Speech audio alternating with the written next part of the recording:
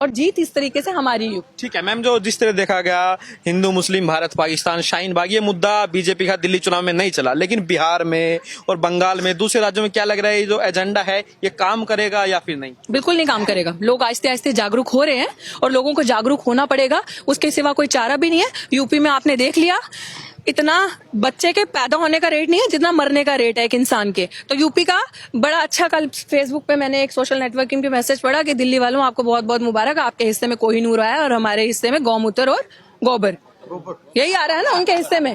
क्योंकि जब आपको पता ही नहीं है, पढ़ा लिखा होना इंसान के लिए बहुत जरूरी है। अगर आप पढ़ेंगे लिखेंगे समझेंगे तो सवाल करेंगे ना। इसीलिए यूपी वालों से, खैर यही मेरी एक गुजारिश है सबसे, कि जितने लोग आपके वहां पे है, जितना आपका कनेक्शन है वहां पे, जैसे वो जिनेऊ से जिनेऊ बनाते हैं ना, आप लोग अपनी सोच से, समझ से, तर्क से अपने लोगों को जोड़िए और उनको समझाइए। आज दिल्ली से खत्म हुई है ना ये सरकार बड़ी जल्दी यूपी से भी जाएगी। झारखंड से गई ना, तो हमारे ही हाथ में है। 1 वोट 1 वैल्यू, बाबा साहिब ने समझाया था।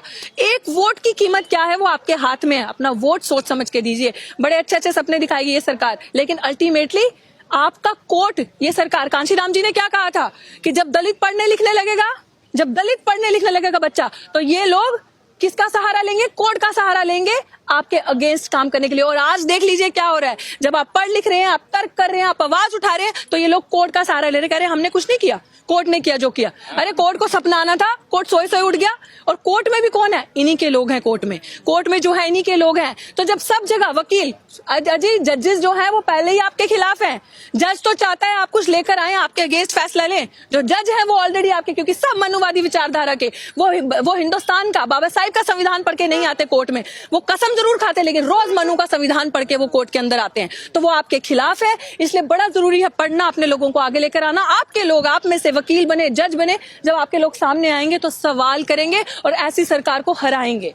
आप जो काम आप नहीं कर सकते वो सरकार से करवाते हैं। फिर गृह मंत्री जी कहते हैं, क्या कहते हैं कि सुप्रीम कोर्ट का फैसले का सब सम्मान करेंगे। कैसे सम्मान करेंगे सुप्रीम कोर्ट के फैसले का? आप आके हमारा कत्ल पे कत्ल करते जाएंगे, हमें क्रोनोलॉजी समझाते जाएंगे, और हम क्रोनोलॉजी समझ के, क्रोनोलॉजी वो वाली क्रोनोलॉजी नहीं, क्रोनोलॉजी वो वाली जो दलितों पे वार है, जो दलितों पे, आदिवासियों पे वार है। आप हमारी यूनिवर्सिटी का निजीकरण कर रहे हैं, प्राइवेट कर रहे हैं। कैसे कर रहे हैं यूनिवर्सिटी को निजीकरण? दलित का, पिछड़े का बच्चा, आप प्राइवेट सिस्टम में रिजर्वेशन है नहीं है ना, तो जो प्राइवेट सिस्टम में रिजर्वेशन नहीं है, आप विश्व गुरु बनाने की बात करते हैं यूनिवर्सिटी को, पहले जेएनयू पे, डीयू पे आक्रमण फीस बढ़ा रहे हैं। आप हमारे बच्चों को मार रहे हैं, क्योंकि दलितों के पास इतना पैसा नहीं होता कि लाखों रुपए देके 3-3 महीने की फीस 6-6 लाख 7-7 लाख है।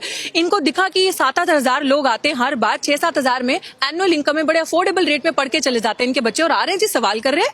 आज आप अपने रिजर्वेशन से चंद टिकटें लेके जाकर बैठे हैं संसद के अंदर, उनसे वो बर्दाश्त नहीं हो रहा कि आप सवाल कर रहे हैं। तो सरकार की ही मंशा है। ये जो मनुवादी विचारधारा के जो अमित शाह, एक तड़ी पार, दूसरा अब हो गया BA MA पास नहीं, गृह मंत्री सर्टिफिकेट दिखा रहा है प्रधानमंत्री को डिफेंड करने के लिए। देखिए गृह मंत्री जो है वो प्रधानमंत्री का वकील है, समझने की कोशिश कीजिए। वो सर्टिफिकेट किसके दिखा रहा है? प्रधानमंत्री के, कि अब ये लो जी हमारा प्रधानमंत्री पास हो गया BA और MA पास।